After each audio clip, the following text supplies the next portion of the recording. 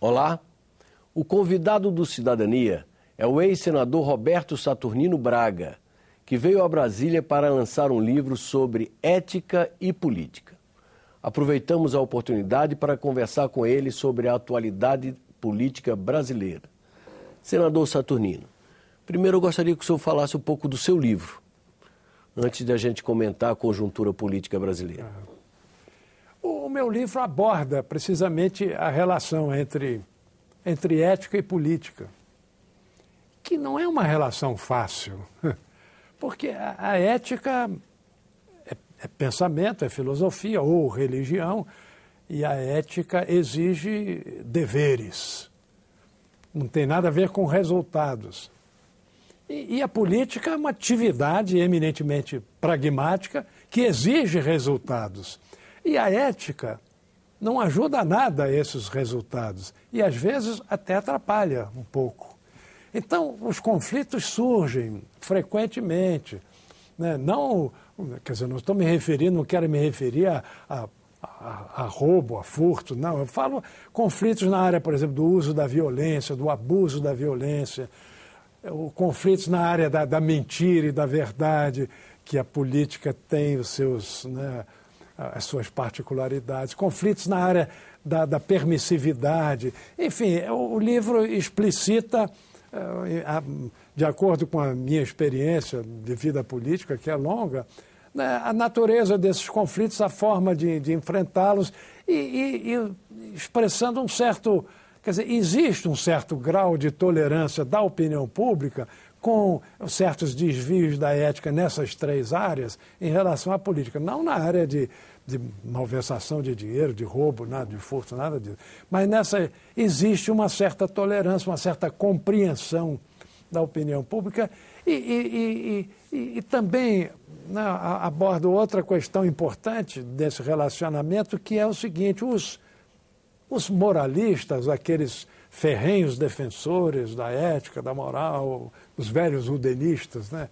Eles são muito rigorosos na exigência da ética dos meios, mas não na ética dos fins.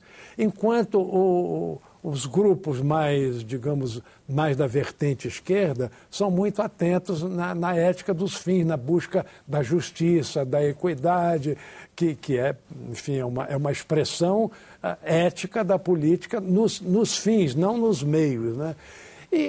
Enfim, o livro aborda tudo isso e com o pensamento que eu desenvolvi ao longo desses anos de política longos que tive, né? E o senhor, lá do Rio de Janeiro, onde o senhor reside, observando à distância a política brasileira, o senhor acha que o Brasil tem melhorado nesse aspecto da corrupção, da ética aplicada à gestão pública? Eu receio que a minha resposta não seja positiva. Não acho que tenha melhorado. Quer dizer, acho que, por exemplo, a Constituição de 88 introduziu muitos mecanismos de policiamento, de controle. O Ministério Público, enfim, os tribunais de conta hoje são muito mais presentes e ativos do que eram no passado.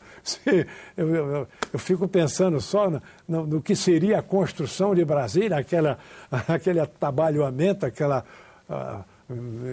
pressa na conclusão. Se houvesse tribunais de contas e Ministério Público interferindo, Brasília não estava no ponto que está hoje, não. Mas, enfim, apesar disso, sabe, o volume de interesses cresceu enormemente e é tal história. Outra comentário que eu faço no livro é o seguinte: é que as exigências da ética na política se fazem muito sobre os políticos e sobre os corruptos, mas não se fazem sobre os corruptores. E o poder dos corruptores cresceu enormemente com a economia. Então, enfim, a gente está buscando esses caminhos de reencontro da ética com a política, mas eu acredito que, no fundo, por exemplo, na questão da justiça e da equidade, a sociedade brasileira melhorou muito. E isso é muito importante, sob o ponto de vista ético, porque é a ética que cuida da questão da justiça entre os componentes da sociedade, entre os membros da sociedade, né? Iniciativas como a lei da ficha limpa, que partiram de um movimento popular, também é um indicativo de que claro, há um... Não é? Claro, evidente. E como é que o senhor tem interpretado essas manifestações que dominaram recentemente as ruas de várias capitais brasileiras? Armando, claro que a questão ética entrou aí também como um dos vetores. Não foi... Quer dizer, eu acho que entraram muitas questões. Por exemplo, o estopim foi um pequeno aumento de passagens, aliás, razoável, mas que coincidiu com um momento de péssima qualidade dos transportes urbanos no Rio e em São Paulo, e coincidiu com aquelas obras que estão sendo feitas nos estádios segundo o padrão FIFA. Então a população ficou indignada. Para os estádios existe um padrão FIFA internacional. Para os nossos ônibus, aqui é uma porcaria, isso não vale nada, ainda aumenta a passagem. Tudo isso produziu uma indignação, um estopim, mas estavam represadas muitos descontentamentos, que eu atribuo mais a essa falta de, a uma perda de substância da representatividade do Congresso perante a população. Quer dizer, esses deputados e senadores que são eleitos para representar a população, pelas circunstâncias que não são só do Brasil, são do mundo inteiro, eles estão representando cada vez mais o capital, que banca as suas eleições, e menos o povo que vota neles. Por quê? Porque desenvolveram-se esses processos de marketização, que a própria ciência política desenvolveu muito processos no fundo, de iludir o povo, baseados em aplicações maciças de capital e os processos comuns, corriqueiros da compra indireta de votos. Então isso, quer dizer, o povo se sente cada vez menos representado. E aí é que eu acho, eu atribuo essas manifestações a uma vontade nacional, uma vontade popular de participar mais das decisões, de não delegar. E as redes sociais tornaram-se um instrumento. As redes sociais estimularam isso. Então, acho que a população está a exigir um grau de participação maior, quer dizer, uma democracia que seja mais participativa, não tanto representativa no modelo clássico, né, que você elege o representante, durante 4 anos ele faz o que quiser e só vai te dar conta 4 anos ao fim do mandato. Quer dizer, eu acho que o povo está querendo mais participar. E eu acho que a grande reforma política, é claro que as outras que estão discutidas no Congresso são importantes, eu sou muito a favor do financiamento público, enfim, dessa coisa, mas eu acho que uma reforma política importante não está sendo colocada no Congresso, que é a de aumentar o grau de participação do povo nas decisões políticas.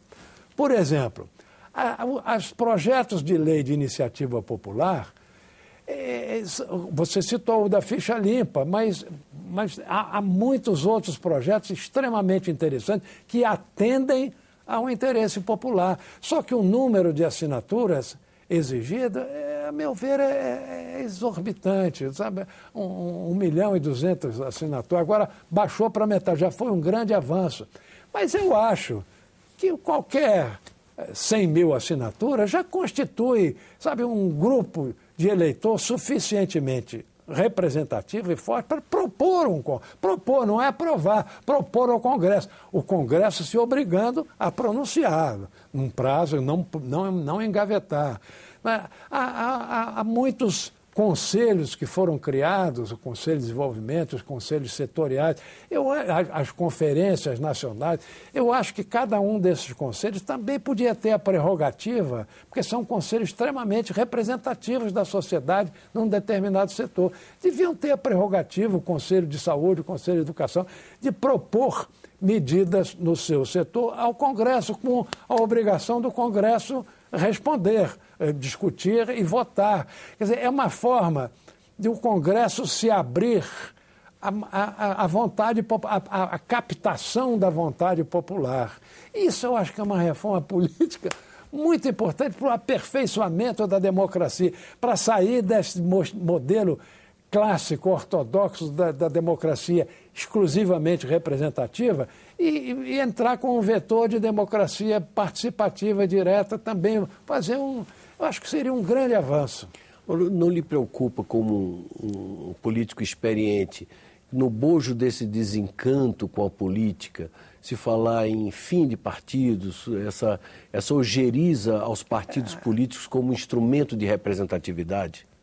Me preocupa muito, porque partidos, ruim com eles, muito pior sem eles. Quer dizer, o partido o que é preciso é exatamente que esse anseio participativo, ele penetre os partidos, ele procure os partidos, se funda com os partidos e exija dos partidos. Então, assim como eu estou imaginando mecanismos de a expressão da vontade popular diretamente ao Congresso, também se pode prever mecanismos de expressão popular dentro dos partidos, para forçar os partidos a escutar a rua, a escutar o povo e atender melhor as exigências e as demandas populares. Né? Os seus mandatos parlamentares sempre foram marcados pelo viés econômico. O senhor, como economista, integrante do BNDES, como é que o senhor vê as perspectivas econômicas do Brasil hoje? Há uma interrogação muito grande, muita gente acha que nós estamos à beira de um momento não muito bom para a economia do país. Como é que o senhor divisa aí o horizonte econômico do nosso país? Olha, o ambiente externo, o horizonte externo não é favorável. O mundo está em crise, continua. A crise ela se manifestou fortemente em 2007, 2008, mas continua patinando. O mundo ainda não saiu da crise. É claro que isso limita o comércio internacional e limita, por conseguinte, o crescimento das economias que estão em ascensão e buscando elevar o seu percentual de participação nesse comércio. Entretanto, o Brasil criou a sua contrapartida de mercado interno e está se utilizando. Quer dizer, o que cresceu, a indústria brasileira de fornecimento para o mercado interno foi muito grande. E isso é que sustentou um certo crescimento mínimo do Brasil, que continua agora. Eu estou ficando muito crítico também ao economicismo, quer dizer, a importância exagerada que se dá, por exemplo, ao crescimento do PIB. O crescimento do PIB é importante, mas, se você tiver um crescimento de PIB de 3%, 4% ao ano com um prosseguimento da distribuição de renda, com o prosseguimento quer dizer, uma melhoria do setor de educação, de saúde, de saneamento, eu acho que mais importante do que você cumprir metas de crescimento de PIB seria o Brasil fixar metas do setor de educação, do setor de saúde, de saneamento, porque é possível, e buscar atender essas metas. E com isso, é claro que para atender essas metas você precisa de um crescimento do PIB mínimo, mas não precisa ser o crescimento chinês, não, de 7%, 6%. Eu acho que um crescimento modesto, a nossa população está crescendo muito pouco, então o PIB per capita cresce e vai atendendo na margem a essas populações mais necessitadas. Por isso que eu disse, o importante é citar, estabelecer algumas metas de atendimento, de atendimentos fundamentais para o ser humano e ir procurando cumprir o crescimento da economia para atender a essas. Ou seja, agora, o senhor não considera preocupante o fato do Brasil, comparativamente com os emergentes, o chamado grupo dos BRICS, por exemplo, China, Rússia, Índia, África do Sul, o Brasil crescer menos do que esses países? Nada. Primeiro, porque o Brasil está numa situação, quer dizer, a população brasileira ainda está num nível muito de média, muito melhor do que a China e da Índia e da África do Sul. A Rússia ainda mais ou menos se equipara.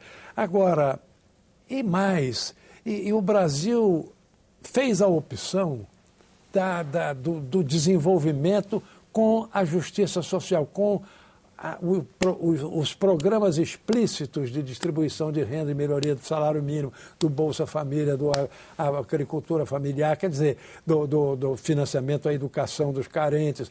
Então, o Brasil precisa continuar. A China está concentrando renda. Desses países todos do BRIC, o único que está distribuindo, melhorando a distribuição de renda é o Brasil. A China e a Índia estão concentrando fortemente. Claro que isso pode dar problema, por enquanto não dá problema para eles, porque estão naquela fase de dinamismo, mas mais adiante pode dar problema. Parece que o Brasil já passou por essa fase de crescimento concentrado no desenvolvimentismo do período JK e do governo militar. O governo militar veio para isso, para continuar o crescimento, o milagre brasileiro, que era concentrador de renda. Então, a partir de 2002, se colocou como objetivo político de governo, político, econômico e social, crescer mais modestamente, porém com melhoria da distribuição de renda, que era péssima, resultado do desenvolvimentismo concentrador dos anos anteriores. Então, eu acho que o Brasil está no caminho certo. Claro que tem que corrigir coisas, eu acho que houve uma ênfase no crescimento a partir do consumo, um certo desatenção para com o investimento, mas isso agora já foi melhorado, os investimentos retomaram. Enfim, há algumas correções a fazer. Acho que a Petrobras foi atingida com essa manutenção artificial do preço dos combustíveis para não agravar o problema da inflação, mas isso prejudicou enormemente. Mas, enfim, eu acho que há correções a fazer, é preciso, mas o caminho está certo e é preciso que continue mais uma década, pelo menos, para consolidar essa nação que envolva todos os seus cidadãos, essa nação que compreenda a cidadania, os direitos e um fio mínimo de condições de vida de toda a população e não de um percentual pequeno. Então, o senhor também participa desse otimismo em relação aos recursos advindos do pré-sal como realmente um trunfo do Brasil sem dúvida, sem dúvida. Para o futuro? Eu participo, sim. Com toda certeza, e acho que isso é uma vitória estrondosa da Petrobras, espetacular do Brasil, e que é preciso, não vamos sentar em cima dela, não. Eu não sou muito a favor das correntes de opinião que querem uma exploração mais lenta. Mas eu acho que não se deve pensar muito em lentidão, porque a gente não sabe o que o mundo, o que a tecnologia pode produzir de substituição do petróleo, que isso pode ocorrer. Já o caso do xisto lá nos Estados Unidos, que parece que não é tão brilhante como se pintou inicialmente, mas pode haver até a fusão nuclear, de repente. Quer dizer, a gente não pode ficar sentado num horizonte de 50, vamos explorar esse petróleo por 50 anos. Não. Eu acho que a gente tem que, num prazo de 20, 25 anos, cuidar de tirar esse petróleo, que foi uma riqueza fruto da ciência, da tecnologia brasileira, da Petrobras. Né? Muito obrigado pela entrevista. Obrigado. Chegamos ao final de mais um Cidadania.